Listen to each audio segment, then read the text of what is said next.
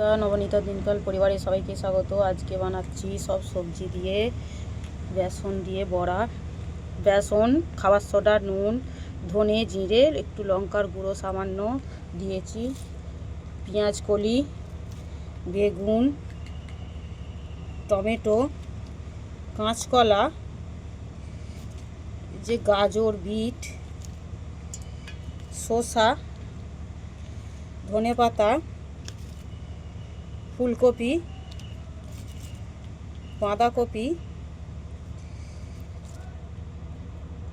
কাঁচা লঙ্কা, আদা কুচি, বিনস, কাঁচা লঙ্কা, আমার হাতের কাছে যা সবজি ছিল সবই দিয়েছি।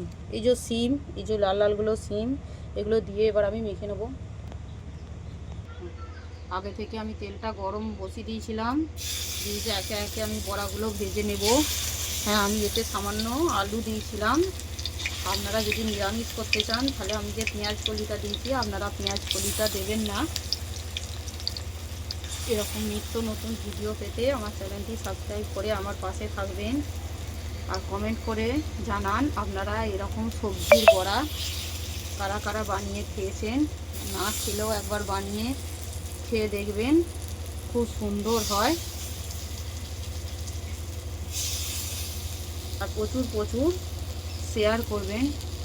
ধন্যবাদ বন্ধুরা।